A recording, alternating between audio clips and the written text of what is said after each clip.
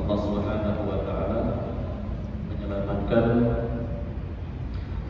orang tua Nabi, yaitu Abdullah bin Abdul Muttalib, dari nazar yang telah dicanangkan oleh Abdul Muttalib, di mana kemudian Abdul Muttalib dengan saran dari para kaum Quraisy menebus Abdullah dengan 100 unta. Kemudian setelah itu Abdullah menikah dengan Aminah bintu Wahb, ibu daripada baginda Nabi Muhammad SAW. Kemudian pasca pernikahan tersebut, kita tahu bahwasanya pada saat baginda Nabi berusia 2 bulan di dalam kandungan,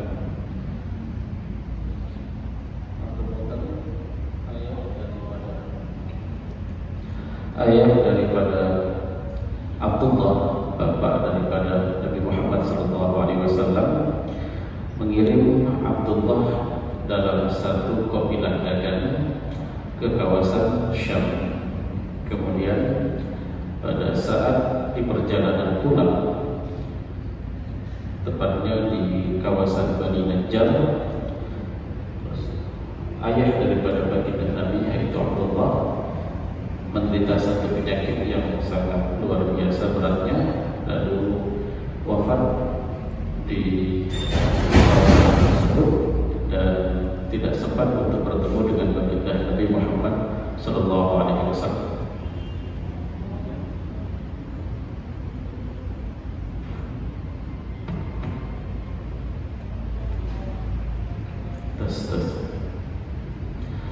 Lalu singkat cerita, pada saat Aminah melahirkan Rasulullah SAW, kabar tersebut sampai ke telinga Abdul Muttalib yang segera datang untuk melihat cucu beliau. Lalu kemudian Rasulullah yang saat itu baru dibersihkan dibawa ke dalam Ka'bah. Lalu kemudian Abdul Muttalib menamakan cucunya tersebut dengan satu nama yang pada dasarnya saat itu bukanlah satu nama yang populer, yaitu diberi nama dengan nama Muhammad. Muhammad yang artinya orang yang terpuji. Hal ini kemudian mengundang pertanyaan dari orang-orang Quraisy saat itu, di mana mereka heran dengan keputusan Abdul Muttalib memberikan nama dengan nama Muhammad tersebut, karena pada masa itu nama yang populer seperti Abdul Lattah, Abdul Uzza, kemudian Abdul Manaf dan lain sebagainya, ini merupakan nama-nama populer di kalangan kaum Quraisy di masa itu, dan jarang sekali yang memberikan nama dengan nama Muhammad. Maka pada saat Abdul Muttalib ditanya, ada apa diberikan nama Muhammad? Maka Abdul Muttalib menjawab, aku berkeinginan, aku berharap nanti cucuku ini adalah orang yang terpuji di masa yang akan datang. Dan tentunya harapan tersebut telah dikabulkan oleh Allah Subhanahu wa taala. Kemudian ada satu kejadian yang unik yang terjadi pada saat kelahiran baginda Nabi Muhammad SAW, yaitu salah seorang daripada hamba sahaya Abu Lahab yang bernama Suwaibah, yang membantu persalinan daripada Aminah, datang mengabari Abu Lahab yang merupakan saudara kandung daripada Abdullah, bapak Rasulullah SAW, dan mengabarkan kepada Abu Lahab bahwasanya engkau telah memiliki seorang keponakan laki-laki dari saudaramu Abdullah. Perlu diketahui, sebelum dakwah Nabi, pada dasarnya Abu Lahab itu memiliki perhatian khusus kepada baginda Nabi. Pada dasarnya antara Abdullah dan Abu Lahab itu memiliki kedekatan karena mereka merupakan saudara kandung, dan juga karena di saat itu Abu Lahab merasa sangat sedih karena adiknya yang paling kecil meninggal dan meninggalkan seorang istri yang dalam kondisi hamil. Maka pada saat mendapatkan kabar gembira dengan kelahiran keponakannya, seorang laki-laki pertama, kemudian keselamatan daripada istri saudaranya, maka hal tersebut membuat Abu Lahab merasakan sangat gembira. Dan itu kemudian membuat ia mengatakan kepada Suwaibah, kepada budak yang membawakan berita tersebut, satu kabar gembira, karena engkau telah memberikan kepadaku kabar gembira, maka engkau aku bebaskan. Pada masa itu adalah masa perbudakan, dan bagi seorang budak sangat sulit sekali untuk mendapatkan kebebasan sebagaimana yang kita rasakan saat ini. Oleh karena itu, kemerdekaan itu merupakan suatu hal yang sangat berharga, dan bukan satu hal yang gampang untuk menembus kemerdekaan, karena biasanya dihargai dengan harga yang sangat mahal, sehingga sangat mustahil bagi mereka untuk menembus kemerdekaan tersebut. Namun begitu mendapatkan kabar gembira ini, Abu Lahab tanpa berpikir panjang memerdekakan budak yang membawa kabar gembira tersebut, dan ini ternyata ekspresi kegembiraan Abu Lahab yang jelas-jelas disebutkan di dalam Al-Quran.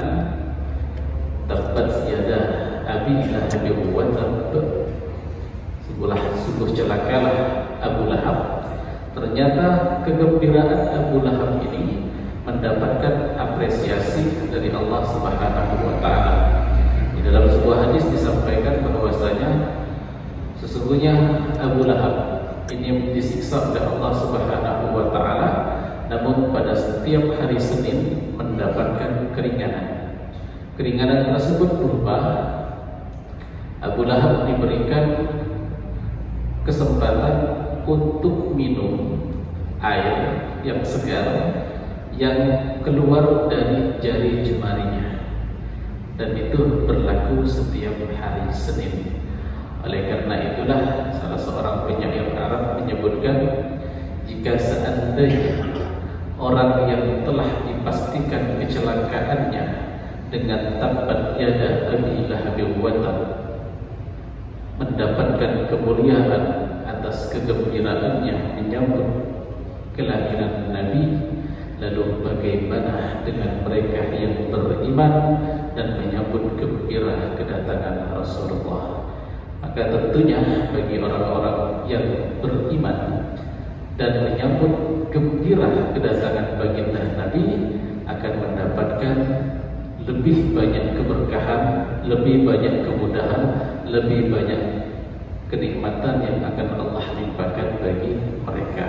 Sebab jika orang kafir saja selevel Abu Lahab mendapatkan kemuliaan atas kegembiraannya, lalu tentunya orang yang beriman jauh lebih layak untuk mendapatkan kegembiraan tersebut.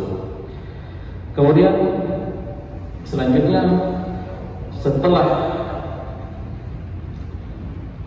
Rasulullah SAW diberikan nama, selang beberapa waktu kemudian Rasulullah disusui oleh Suwaibah, yaitu salah satu budak daripada Abu Lahab. Kemudian sesuai dengan adat istiadat di masa itu, mereka yang menyusui dan membesarkan itu bukanlah dari keluarga ataupun dari pihak ibu yang mengasuh, tapi dikarenakan pada masa itu punya kebiasaan bahwasanya yang menyusukan kemudian yang memelihara anak tersebut berasal dari kawasan-kawasan Badui yang timpah, maka Abdul Muttalib kemudian mencarikan untuk cucunya ini ibu susuan yang akan mengurus Nabi Muhammad yang saat itu masih bayi. Maka pada saat itu datanglah musim di mana orang-orang, para ibu yang datang dari kawasan Badui, terutama yang berasal dari kabilah tertentu, datang untuk mencari anak yang akan diasuh. Di sini mereka datang kemudian mengambil anak-anak yang baru lahir dan akan mendapatkan upah dari orang tua mereka. Ini salah satu cara mereka untuk mencari mendapatkan penghasilan. Nah, mereka ini berasal dari Bani Sa'ad. Bani Sa'ad ini terkenal dengan wanitanya yang lemah lembut dan penuh dengan kasih sayang. Kemudian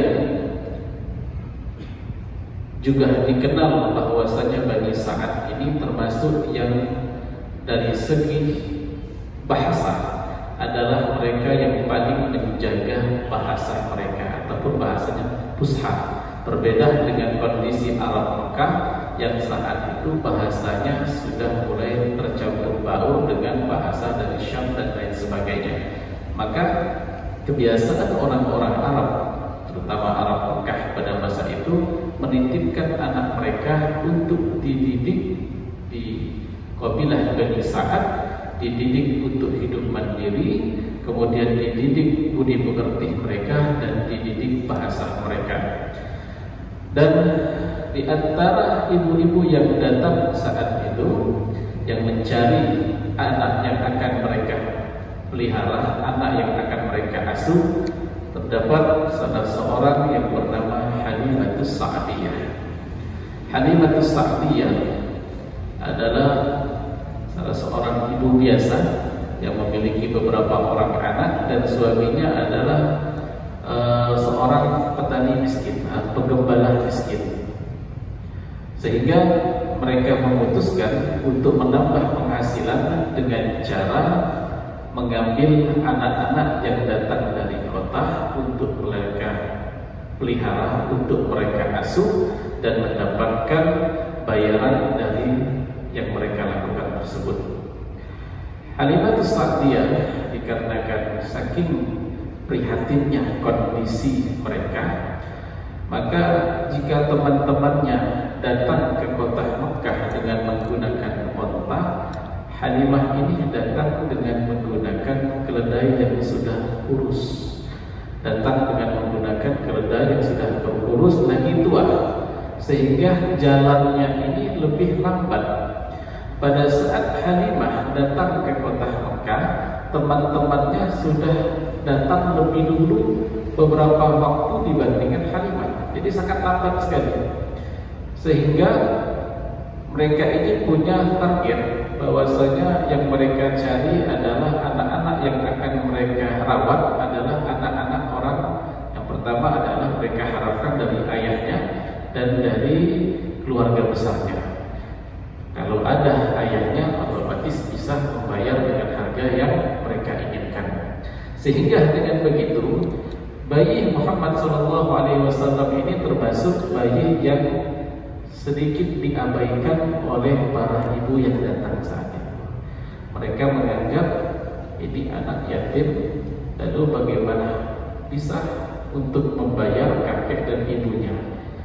Oleh karena itu, mayoritas dari mereka mengabaikan bayi Muhammad SAW ini.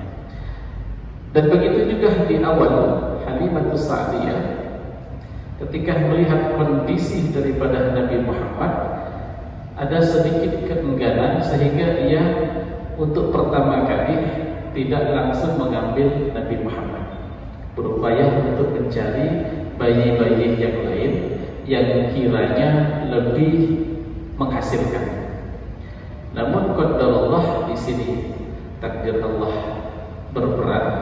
Ternyata semua bayi saat itu sudah diambil oleh teman-temannya yang lain, sehingga tersisa hanyalah bayi daripada Nabi Muhammad SAW. Sehingga kemudian suaminya mengatakan, daripada kita pulang tidak membawa apa-apa, lebih baik kita bawa saja bayi ini meskipun nanti kita mendapatkan penghasilan tidak sesuai dengan yang kita inginkan. Maka Halimah Sa'diyah kemudian memandang wajah Rasulullah, maka di saat itulah Allah memasukkan rasa sayang, rasa cinta kepada Halimah. Bukan lagi karena keterpaksaan, tapi didorong oleh rasa cinta yang Allah ucapkan ke dalam hati Halimah, sehingga ia memandang Rasulullah yang saat itu masih bayi bukan lagi sebagai anak titipan, tapi bahkan lebih daripada anak kandung sendiri. Lalu bagaimana kehidupan Rasulullah SAW pada saat beliau berada di Bani Sa'ad? InsyaAllah akan kita lanjutkan besok. Kita akan membahas tentang bagaimana kejadian-kejadian mukjizat-mukjizat yang Allah tunjukkan melalui Nabi Muhammad yang masih kecil, dan peristiwa yang terjadi di mana Allah Subhanahu wa taala mengutus dua malaikat membelah dada Rasulullah lalu mengeluarkan satu daging kecil dari tubuh beliau, kemudian kembali menjahitnya, dan apa hikmah di balik itu insyaallah akan kita lanjutkan besok hari. Ini saja yang dapat kami sampaikan. Mohon maaf apabila terdapat kesalahan dan kekurangan. Kepada Allah kami atur usi nafsi wa iyyakum bittaqwallah wallahu muwaffiq ila aqwamit thariq. Wastabiqul khairat. Assalamualaikum warahmatullahi wabarakatuh.